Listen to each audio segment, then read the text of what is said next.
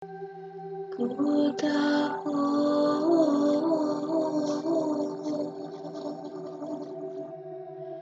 asal usulmu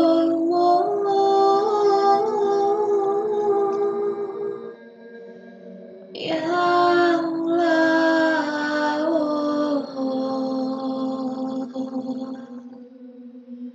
balik ke laut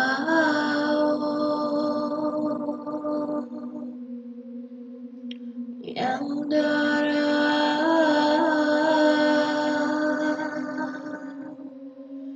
balik ke darat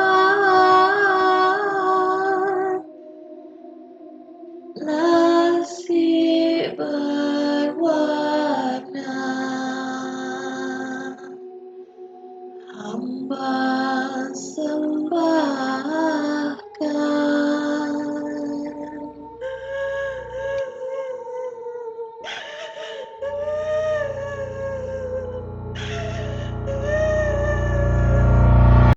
Hello, everybody.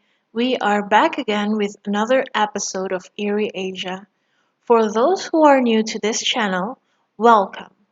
I am Shah, and on this video, we will be sharing with you two stories about haunted hospitals. The stories you are about to hear on Eerie Asia are for entertainment purposes only. There is no evidence to support their truth. Please do not be influenced by anything you are about to hear.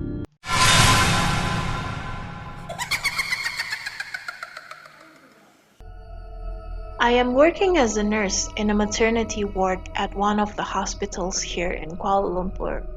What I'm about to tell you happened just a few months ago. It all began when I heard a crying in the ward around 3 o'clock in the morning. I was walking around the ward, checking on the patients when I heard the cry. It was one of the pregnant ladies, sitting on her bed, looking outside the window. Her cry was so sad that it was so heartbreaking to hear. So I went to her and I tried to calm her down.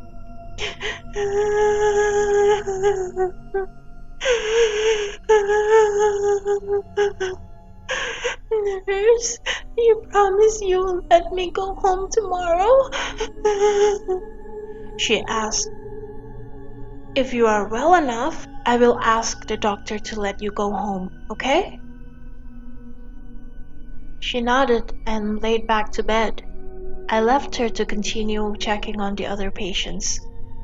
In the morning, as my colleagues came in to take over the shift, I asked one of them to help me to look at the crying lady from last night. My colleague was so puzzled. Bed number 16? That one is supposed to be vacant. Let me check. She told me as she went through our inpatient record. Yeah, there is no patient on that bed. The last patient to use that bed was a lady who passed away while in labor 2 days ago. In my personal experience from the stories I've heard, of course, most of the hospital supernatural encounter tales often circulates around the morgue and inside the wards itself where people had died, like the story that you heard just now.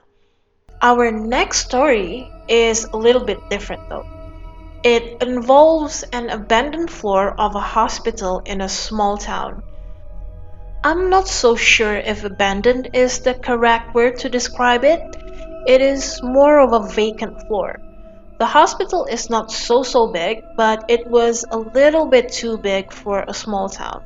So in this hospital, there are 2 blocks of 4 stories ward, and one of the blocks only have the first and second floor used as wards. So the 2 upper floors are left vacant.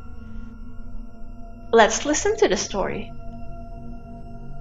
This happened over 20 years ago, when I was just a little girl. My dad was ill and he was hospitalized in one of the hospitals in my hometown. Because of my dad's relapsing illness, the hospital ward became our second home. After a while, my mom and I started to make friends with the nurses and other regular patients. Among all of the patients, there was this one old man. We called him Amai. He was an asthma patient who also checked in and out of the ward like it was his second home. Amai was close to us. He was like the grandfather I never had. He was really old, but despite that and his asthma, he could walk well and he would go for a walk for about an hour every late afternoon. One afternoon, Amai went for his walk. He would usually be back before sunset, but that day he was still not back after it was dark. The nurses were worried about him and a couple of them went to find him. I came along with one of them. We searched around the ward building area. Still, we were not able to find Amai anywhere. What about upstairs? I suggested to the nurse after we searched the ward grounds. Upstairs where? She asked. The empty ward above the male ward? Something in me kept telling me that we should look there. Why would he be there? That place is locked for years. Nobody goes there. I don't know. He might accidentally push the wrong button on the elevator, maybe? Hmm, let's just look in there then, just in case, said the nurse. We took the elevator up to the third floor. The lobby area was dim and quiet. There were no signs of Amai. The doors to the corridors were chained. Amai! I called out, trying my luck. Getting no response, we then decided to take the elevator to the top floor. It was even more quiet, and we could only see darkness through the dusty glass panel of the ward door. Similar to the door on the third floor, it was chained. As we were about to get back into the elevator, Help! Open the door! it was Amai's voice. Amai! I yelled as I was running to the door. I'll go get the key. Stay here. Amai? I will go get the keys to get you out, okay? The nurse said to us, Hurry! yelled Amai. I was looking at Amai through the glass panel. I couldn't see well since it was dark in the ward. A few moments went by and I suddenly saw something moving behind him. It was approaching slowly, closer and closer. Amai? What is it? The nurse is here? Yes, the nurse is here! The shadow that was approaching Amai disappeared after I yelled Amai's name. We took Amai back to the ward. We were glad that he was unharmed. I was looking at the sunset when a nurse came and brought me back to the ward. She she told me it was time. I thought I was at the fourth floor, but the ward was open and all the lights were on. But then I didn't recognize the nurse, so I asked her if she was new. She just laughed and laughed and laughed. And then the lights went out. That was when I realized I was in a closed ward. I tried to get out, but the door was locked. That's crazy. Well, I'm just glad you didn't get an asthma attack while you were there, I said.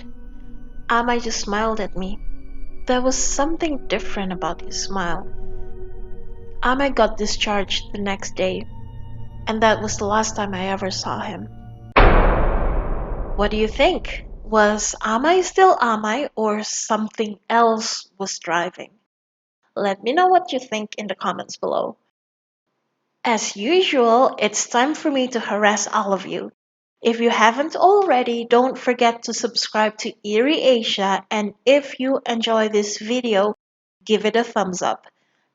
And if once a week is not enough scare for you, you can enjoy bonus stories by being our patron.